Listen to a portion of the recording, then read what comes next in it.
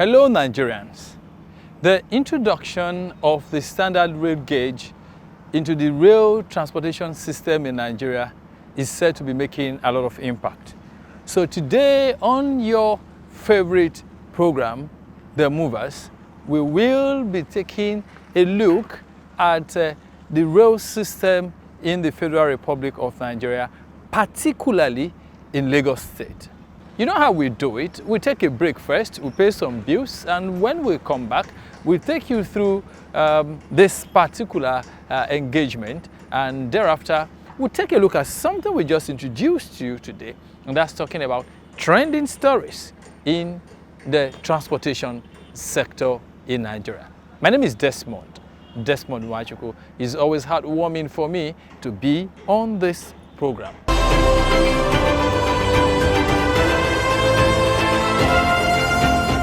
From 1933, when it began operations as Motor Transport Union, till it was restructured under Decree 21 and 22 of 1978, later amended by Decree 1 of 1999 and published in the Official Gazette No. 6, Volume 65 of the Federal Republic of Nigeria, Road Transport Employers Association of Nigeria has contributed immensely to the development of Nigeria's economy. As a union backed by law, RTEAN, under the pragmatic leadership of Alhaji Musa Mohammed, is set to play its role in the transformation and reformation of the transportation sector. With a well-established structure in Nigeria's 774 local government areas and about 10 million membership strength, Alhaji Musa Mohammed is poised to lead RTEAN into productive partnership with government at all levels to ensure your comfort. RTEAN, the mover of the nation's economy, is committed to making Nigeria a better place for all. For more information, visit www.rtean.org.ng. Uproad Super!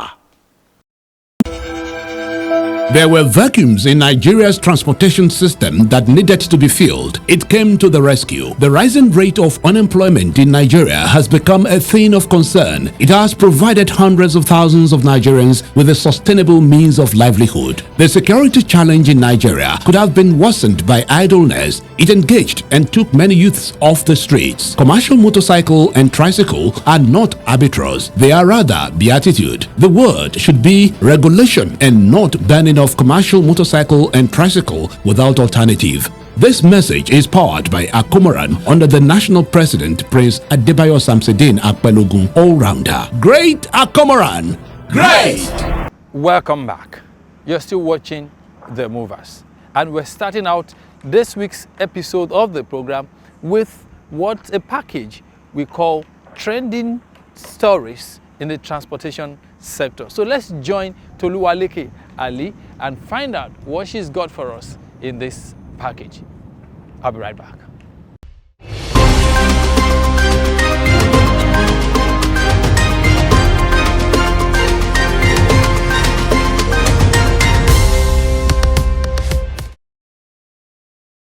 The Bayelsa State Government has offered reasons it is embarking on construction of concrete roads across the Yenagoa metropolis. In a veiled response to criticisms that the state government is not performing, the Commissioner for Works and Infrastructure, Moses Tebowe, in an interview after inspection of some road projects, defended concrete roads, noting that they have been proven to be durable. Moses disclosed that the 20 roads for the first phase of roads in Yenagoa would cost 2.3 billion naira, added that by the second year anniversary, the state government would embark on more roads depending on the financial resources available to the state government.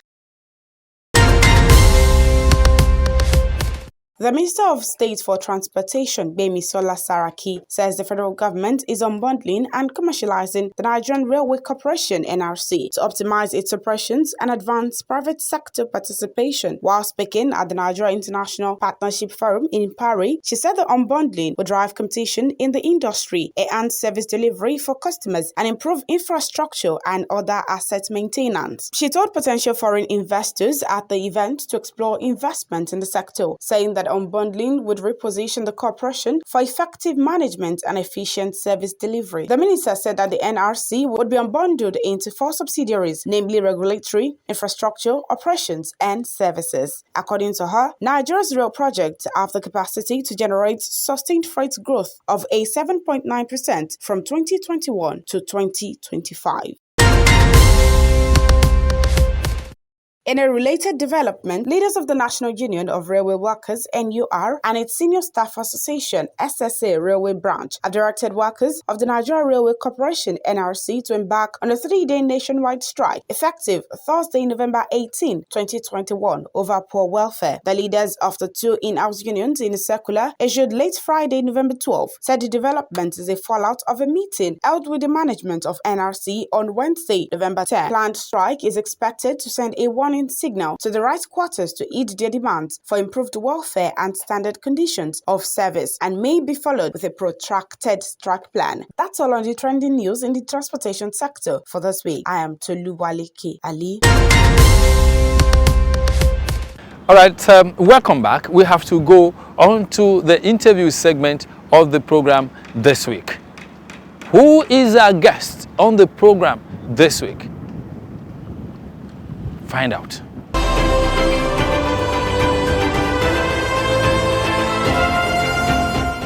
Engineer Jerry Oche, the Railway District Manager of the Lagos District at the Nigeria Railway Corporation. He holds a Master's in Business Administration and a Bachelor of Engineering in Mechanical Engineering. He is a Certified Engineer of Koren and Nigerian Society of Engineers. He is also an associate member of the Chartered Institute of Logistics and Transport and the Chartered Institute of Transport Administrators. His management, by actively engaging every member in decision-making style of leadership, has set a new standard for prospective leaders in the district and beyond. All right, Engineer, let's begin this way. Until very recently, rail mode of transportation went practically on recess. I need you to picture that period. How did you feel as a Nigerian, as a professional? Let's start from there.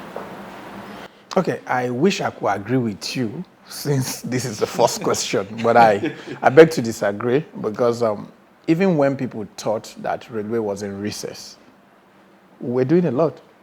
It's just that we're not making noise about it. What were you doing? So we have what we call the narrow gauge. What most people talk about now is the standard gauge, which is like our new bride. But all this while, we had the narrow gauge, which covers 3,505 kilometers across the length and breadth of Nigeria. So you're talking of Lagos to Kaura, Namoda, Port Harcourt to Maiduguri. And of course, there's a branch line from Zaria to Nguru. It wasn't dead. Fine, the activities wasn't much. We were running our narrow gauge trains, like we were still doing the weekly canoe train from Lagos, which we still do on the narrow gauge as we speak. We're still doing freight on it even then. Then came 2017 or thereabout, we flagged off the Lagos-Ibadan standard gauge project. It was supposed to be 3 years, so we're supposed to round up in 2020, but the COVID and all whatnot, as we speak, of course, we'll start the passenger service on Lagos-Ibadan. We haven't started freight, and I wouldn't say the project is 100% ready, but we're running it now. So like I said, it's not like nothing was happening in the railways at all. There were activities on the narrow gauge, but it isn't as pronounced as it is now. Why do you think it wasn't pronounced, or why did you people choose not to call attention to it? Okay, don't forget, we're just doing our normal thing. So why the noise? Okay, our normal thing is what? Well, what is rail transport? Rail transport is the movement of people and goods from point A to B if A to B is connected by rail. So if A to B is not connected by rail, Jerry wouldn't move any loco or wagon or coaches.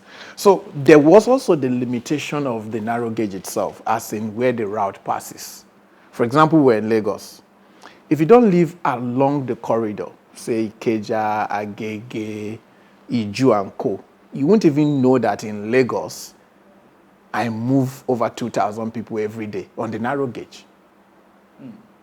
You won't know. If you live in VI, Lekki and Co., you won't know. But if you live in Ijoko, Kajola, I can tell you there are people that don't come to Lagos if the train doesn't run. That's narrow gauge. No, that's not standard gauge. Okay? So basically, whatever we're doing on the narrow gauge, like I said, wasn't very pronounced. As a matter of fact, it was nothing compared to what we could have done, which brings us to capacity. We didn't have the capacity to be able to do what we ought to do. Till now, we do container from Apapa Port on narrow gauge. Averagely in a month, we do, let's say, 4,000 to 6,000 tons. One of our train on the narrow gauge is 19 wagons. Now, 19 wagons of 40-feet containers or 38 20-feet containers is what one of our trains move. And in an average, we do like 2-3 trains a day. Apart from the import containers, we're also doing the export, which are containers out of the country. All this is on narrow gauge. But don't worry, on the standard gauge now, which is... I also want to talk about that too. Before I come to standard gauge, Okay. I want to come there. Right. See, but I'm actually, I'm lost, kind of. Yeah. Because even... I see that in your face. At my own level, Yes. I don't have this information that you have. Yeah, yeah. And that kept me wondering why such activities were going on, and majority of us are not even aware.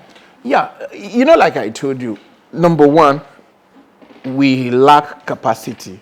And so we also didn't want to bite more than we could chew. Even the standard gauge right now, we're not making much noise. Most of the people that come, is either by way of word of mouth or social media, or somebody just throw one video, this is a railway train, and people are like, no, it's not possible. This cannot be Nigeria. Let's go and see. And then they come and they are shocked. For the standard gauge, for example, we have 10 stations between Lagos and Ibadan, and we're using just 5 because the project is still ongoing. If we begin to make noise now and everybody come, how do you think we're going to handle the backlash? So we want to enjoy the good feelings, the good report we're getting from people for now, until we're fully ready, and then we can now begin to make noise. As it is right now, compare the two, forms. Okay, the narrow gauge and the standard gauge. And the standard gauge. What we're doing on the standard gauge is a little bit different from what we're doing on the narrow gauge, and I'll explain this to you. On the narrow gauge in Lagos, basically what we're doing, we call it the Lagos Mass Transit. What we're doing on standard gauge is an intercity train. So we're connecting Lagos with Ogun State and Oyo State. While the Lagos Mass Transit is actually a local train. But because of the cosmopolitan nature of Lagos and the size, we're able to connect Ogun State with Lagos. Ijoko and Kajola is actually in Ogun State. And so in the morning, what we do is what? We take people from Ogun State to Lagos. And then in the evening, we return them. In terms of patronage, we've noticed a gradual upsurge in our patronage on the standard gauge, even despite our not making any noise. Same thing with the narrow gauge too. There's also this up and down kind of a thing on the narrow gauge. But again, in case you leave here with the impression that all we're doing on the narrow gauge is just local, it's not. We still do our canoe train once a week on Friday. We take people from Lagos through Ogun, Oyo, Kwara, Niger, up to Zaria. We still do freight. We do container up north. We do pipe. As we speak, I have a pipe loaded. It's for Kaduna State, their water project. And there's a pipe online right now. It just left Zungeru. Zungeru is in Niger State. Right. So it's on its way to Zaria. You have 10 stations. Okay, that's in Lagos. Yes, Yeah. in Lagos, and 5 On the is, Lagos Ibadan, yeah. in operation at the moment. How soon will the other 5 come to? Oh, okay, so like I told you, this is a work in progress. The project itself hasn't been delivered. But the Honorable Minister of Transport, Right Honorable Chibuike Amechi, in his wisdom, felt the level we've reached. Why do we need to wait until this project is 100%? Why can't Nigerians begin to enjoy this thing now? And that's what you're seeing now. And besides, you should also know that whatever we're doing now is more like also trying this. before the project will be finally handed over to us. So based on the schedule, we were supposed to have all the 10 stations by December, but we're a little bit behind schedule. As a matter of fact, December 2021. Yes. As we speak, there's a team from the Ministry of Transport that are on inspection of the standard gauge line, preparatory to final handover. I can't give you an exact date now so that you don't hold me accountable for that, but I know the project team, they are working round the clock to make sure they are able to deliver this project. And in case you don't know, the Lagos-Ibadan project is not just Lagos-Ibadan. It's actually part of the Lagos-Kano project. So what we've just done is to take it to Ibadan. We're supposed to continue until we get to Kano. So the contractor is also in a hurry to close this and continue. Yeah. Without really making you a judge in your own case, I would love that. How much impact would you say that the introduction of the standard gauge has made in the overall transportation system in the Federal Republic of Nigeria? Okay, so let me tell you this story. Personally, every week I do the Lagos-Ibadan train because I go to see my family. And every week I meet CEOs of multinationals. I meet ordinary Nigerians, peasants. And of course, I like getting feedback, so I always want to interact. I want to know what can we do differently. I want to know what are we doing wrong. So anytime I discuss with them, most people tell me, Jerry, for the past, say, 6 months, 7 months, 8 months, depending on when they discovered this, I've not done the Lagos-Ibadan Express Road. That's what most of them tell me. And out of curiosity, I was like, why? And most of the question they ask me is, Jerry, why do I need to go do the road if I have this train? I'm yet to see anybody that has used that train once And doesn't want to do it again. and doesn't want to do it again. Do you have an idea of what keeps them coming? You just want me to blow my trumpet, or you want the truth? I just want the answer. Don't forget, this is my train. No, what I want is answer to my question. And you're not expecting me to say something else. Just tell me. Okay, but on a more serious note, I think it's just the fact that the road itself, it's not very conducive for now. I've been doing the road myself. A situation where, for example, Lagos-Ibadan is just like 120 kilometers or something. Exactly. I've spent 10 hours on that road in the past. Agreed, there's a lot of construction going on now, but I can tell you, you could just leave with maybe GPRS or Google Map telling you spent, say, 2 hours. And then you get to middle of nowhere. You spend another 2 hours and the GPS is not changing. And then you just get somewhere and the road opens. You can't even tell what the problem is. So I think this is just like, you have a problem and then there's a solution. You go for it. The train from Lagos to Ibadan is 2 hours, 47 minutes. There's no addition, no subtraction. You know when you will leave, you know when you get there. Before you ask me why it takes so long, I will explain myself. The project is still under construction, so we can't do the maximum speed. The design speed for the track and the rolling stock is 150 kilometers per hour. The distance from Lagos to Ibadan is 156 kilometers. So if I do my maximum, I'll do that an hour plus. But hey, don't get too excited. There's no way we'll do the maximum at a go because we also have stopping stations. But if we want to do this train, we can actually do it conveniently in 1.5 hours. But that will be only when the project is fully ready. Yes, sir. I'd like you to tell me, at what point did train services zero down to the level of a bus stopping at every bus stop? I reference the Uromi experience. Okay, I'm happy you brought that. Okay, so for those that haven't gotten this explanation, what happened at Uromi,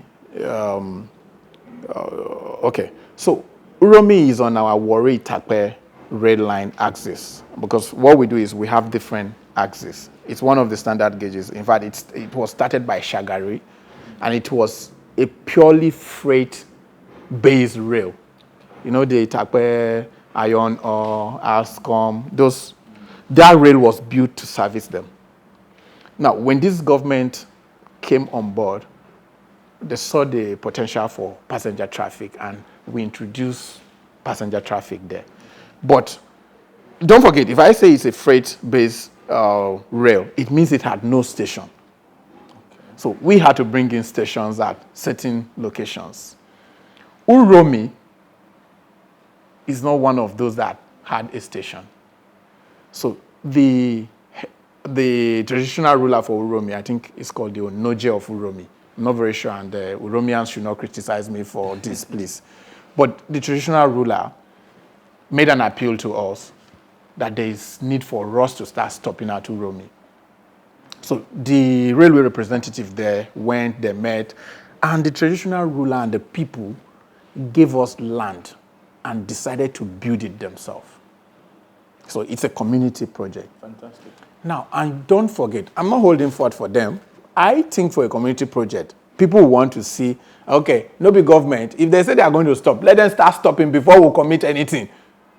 Because you may commit something now and tomorrow they will change the plan. So I think that was what happened. So we started stopping at Uromi even before the community built the station.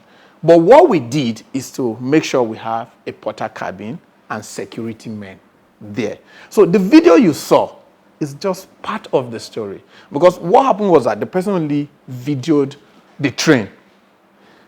Behind him is a porter cabin and security men. So we call such stations halt stations. Halt stations for us are stations that don't have the normal facility that a station is supposed to have, but a train can stop and pick people and drop people there. At a point in time, it trended in the news that you are asking for your cost of maintenance is more than what you are making. Do you have answers to the question? Ordinarily, I would have asked you to ask the managing director, but again, he posted me here, so I should be able to also cover him. To provide the yeah. answers. Okay, so here is it. Don't forget, railway operation is capital intensive. Our wage bill is 9-point-something billion a year. You're looking at me, you're shocked. There are some government agencies that their salary for a year is like 500 million, less than $1 billion. Okay?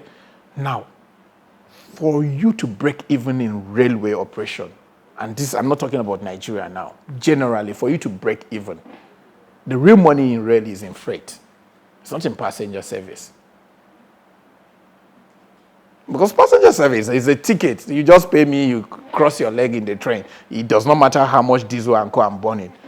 But when I move freight, I charge per ton, per kilometer.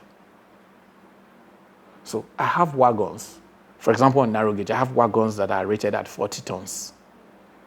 If I'm taking you to, say, Zaria, to Kano. Kano, I'm not sure, but Kano should be 1,193 kilometers. Work out the mathematics. We haven't started freight on Lagos-Ibadan, but we're doing freight on Warri-Itakpe. Kaduna Abuja, we're not doing freight. Why are you not doing all of that? Okay, because freight is not just about you carrying. Okay, I'll give you a practical example for the Lagos-Ibadan.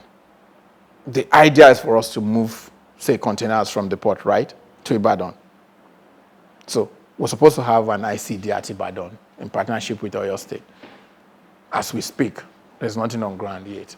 So if I carry containers from here to Ibadan, have you thought of how I'll have to unload it or handle it there? All that is not ready. It's only when it's ready that we can do that. So it's a process. But again, like I told you, instead of us waiting to have this 100%, we're saying, okay, whatever level we've gotten to, let Nigerians start enjoying this thing. And then we continue to progress. I must thank you so much, for talking to us. Thank you. From 1933, when it began operations as Motor Transport Union, till it was restructured under Decree 21 and 22 of 1978, later amended by Decree 1 of 1999 and published in the Official Gazette No. 6, Volume 65 of the Federal Republic of Nigeria, Road Transport Employers Association of Nigeria has contributed immensely to the development of Nigeria's economy. As a union backed by law, RTEAN, under the pragmatic leadership of Alhaji Musa Mohammed, is set to play its role in the transformation and reformation of the transportation sector. With a well-established structure in Nigeria's 774 local government areas and about 10 million membership strength, Alhaji Musa Mohammed is poised to lead RTEAN into productive partnership with government at all levels to ensure your comfort. RTEAN, the mover of the nation's economy, is committed to making Nigeria a better place for all. For more information, visit www.rtean.org.ng. Uproad Super! There were vacuums in Nigeria's transportation system that needed to be filled. It came to the rescue. The rising rate of unemployment in Nigeria has become a thing of concern. It has provided hundreds of thousands of Nigerians with a sustainable means of livelihood. The security challenge in Nigeria could have been worsened by idleness. It engaged and took many youths off the streets. Commercial motorcycle and tricycle are not arbitrage. They are rather beatitude. The word should be regulation and not banning of commercial motorcycle and tricycle without alternative. This message is powered by Akomoran under the national president, Prince Adebayo Samsudeen Akpelogun, all-rounder. Great Akomoran! Great!